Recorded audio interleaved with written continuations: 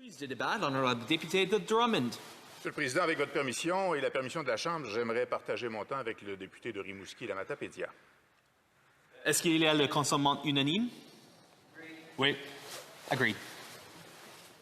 Merci, Monsieur le Président. D'abord, c'est toujours un honneur pour moi de me lever ici en cette Chambre au nom de mes concitoyens de la circonscription de Drummond. Monsieur le Président, je connais aucun parent, aucun père, aucune mère qui va se vanter d'avoir réussi à nourrir 2 de ses enfants et d'avoir laissé les 3 autres crever de faim. C'est pourtant ça que les libéraux font avec ce budget. Commençons par parler des médias. 150 millions de dollars pour CBC Radio-Canada. Est-ce que je suis content qu'on s'occupe de CBC Radio-Canada? Oui. Je suis, d'ailleurs depuis plus longtemps que le ministre, un ardent défenseur d'une révision du modèle de financement de CBC Radio-Canada. Ça fait longtemps que je dis qu'on devrait être plus aligné avec les autres pays qui ont aussi un diffuseur public. Ça fait longtemps que je pense que 33 $ par Canadien par année pour financer un diffuseur public qui a un aussi large, un aussi grand territoire à couvrir que CBC Radio-Canada, c'est bien peu. Et ce fait-là force notre diffuseur public à chercher des sources de revenus comme la publicité, comme les frais d'abonnement, qui les mettent en compétition avec les radiodiffuseurs privés. Ça a fonctionné pendant plusieurs années. Le marché était prospère, tout allait bien, mais un jour, les entreprises, les géants du numérique, les entreprises américaines sont arrivées et, on le sait, depuis quelques années maintenant, exercent une domination du marché. Ça met en péril les radiodiffuseurs privés qui étaient en santé jusqu'à il n'y a pas si longtemps, au point qu'on voit des coupes de postes massives, à répétition, dans les régions du Québec et sans aucun doute aussi partout au Canada, parce qu'on ne s'occupe pas des problèmes des radiodiffuseurs privés. Monsieur le Président, il y avait des solutions extrêmement simples, mais 150 millions pour CBC Radio-Canada, c'était juste une coûteuse promesse électorale des libéraux qui venait contrer le discours des conservateurs pendant cette campagne du printemps qui appelait à couper purement et simplement le financement de CBC. Si les libéraux avaient vraiment voulu aider les médias, ils n'auraient pas donné 150 millions à Radio-Canada comme ça, tiens, voilà 150 millions pour cette année, on s'en reparlera l'année prochaine. Ils auraient proposé une révision complète du mandat de notre diffuseur public. Et c'est ça qu'on demande, et c'est ça qui est souhaité, et c'est ça que la précédente ministre du Patrimoine, Mme Saint-Onge, proposait, avec des solutions intelligentes et réfléchies, que ce ministre et ce gouvernement n'ont même pas écouté. Une révision complète qui aurait inclus, évidemment, une réflexion sur le financement actuel de CBC Radio-Canada et qui aurait eu comme objectif aussi d'affranchir partiellement ou totalement le diffuseur public de sa dépendance à la publicité et aux frais d'abonnement, puis lui offrir un financement à la hauteur de ce qu'on veut comme service de la part d'un diffuseur public. Et ça, à terme, ça aurait eu comme impact d'ouvrir le marché publicitaire et le marché de l'abonnement aux radiodiffuseurs privés. Des mesures vraiment toutes simples que le gouvernement aurait pu prendre pour aider les médias d'information, entre autres.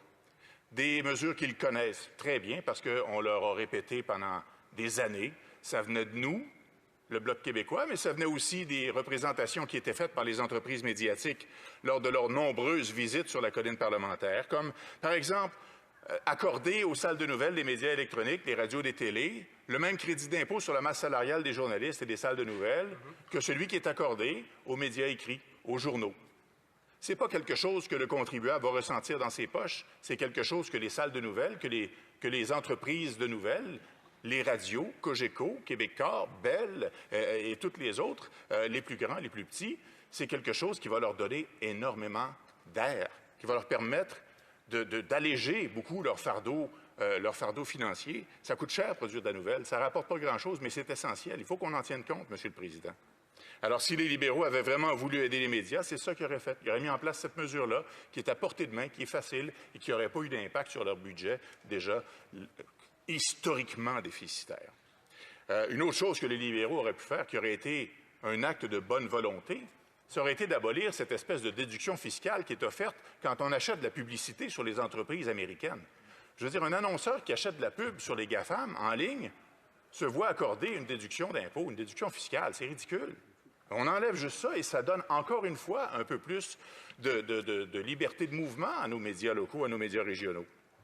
Mais les libéraux en ont clairement rien à cirer des radiodiffuseurs privés, Monsieur le Président, parce que si tu as des solutions faciles comme ça qui te pendent au bout du nez et que tu as une industrie en crise qui te fait des représentations et qui te lance des cris d'alarme à répétition, qu'on voit la fermeture des stations de radio, les coupes de postes dans les régions, comme c'est arrivé avec TVA, et mon collègue de Rimouski, de Matapédia, pourra vous en parler tantôt.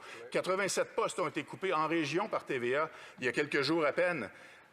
Et là, on se retrouve avec un budget qui ne fait rien pour ces radios-là en région, pour ces postes-là en région. Alors, tu ne peux pas prétendre que tu te soucies des médias régionaux et des médias privés quand tu présentes un budget comme celui-là, qui ne leur offre rien pour les sortir de la crise dans laquelle ils se trouvent. Ils s'en foutent littéralement, et c'est ça le message qu'ils passent.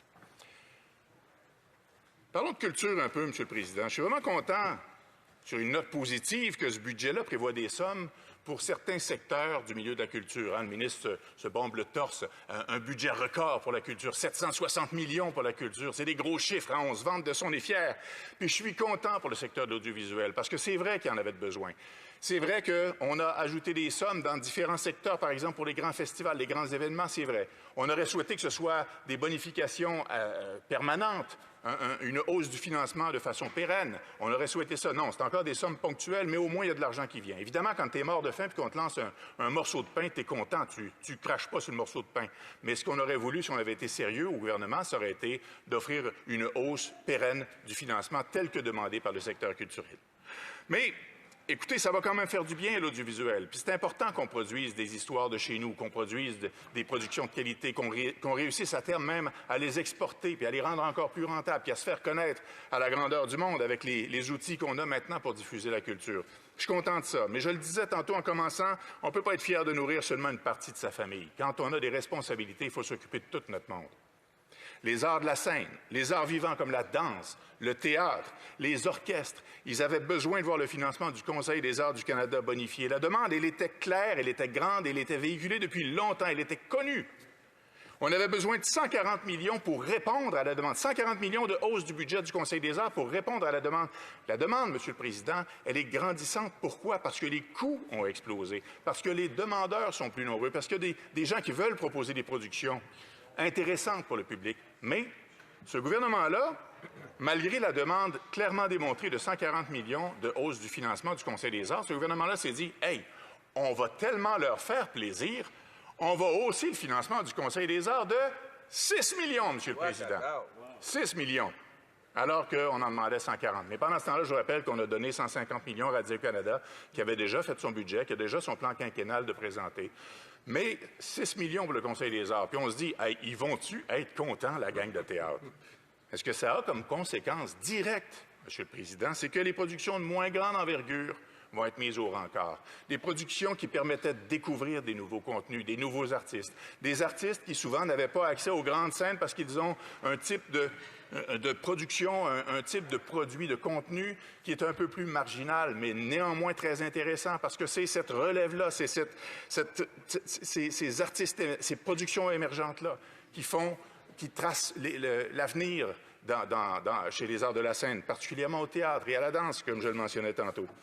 Alors ça, c'est de la négligence, parce que ces productions-là vont littéralement disparaître à cause que le gouvernement n'a pas réussi à les financer adéquatement. Monsieur le Président, le Bloc avait une bonne solution et elle est encore là, cette solution. La TSN qui a été abolie par ce gouvernement, elle pourrait être transformée en redevance, 3 % qui serait entièrement consacrée au secteur de la culture et des médias. Ça générerait 7 milliards sur 5 ans, 1,5 milliard par année, Monsieur le Président. On réussirait-tu à en régler les problèmes avec ça? Puis ça ferait pas mal aux contribuables parce que c'est les géants du numérique qui seraient chargés de la payer, cette redevance. Mais non, on continue de dire non à ça, puis c'est une très bonne idée, mais comme elle ne vient pas de nous, ils doivent se dire on ne la prendra pas. Monsieur le Président, je vais finir sur une note un peu plus légère en vous disant d'entrée de jeu que j'ai une affection profonde pour les Écossais. J'ai visité le pays, j'ai connu les gens, j'ai des amis là-bas, je les adore. Alors je les supplie de pardonner ma petite note humoristique en finissant. L'humoriste français Jacques Bourgeois racontait son voyage en Écosse alors qu'on lui avait fait là-bas déguster le plat national écossais, le haggis. Je vous laisse faire vos recherches pour savoir de quoi ce plat est fait. Alors, à la fin du repas, quand on lui a demandé ce qu'il en a pensé, M. Bourgeois a répondu que quand on lui a apporté le plat sur la table, Il a d'abord cru que c'était, et je cite, de la crotte. Mais qu'après y avoir goûté tout ça, il a regretté que ça n'en soit pas. Monsieur le Président, ce budget, c'est comme du haggis.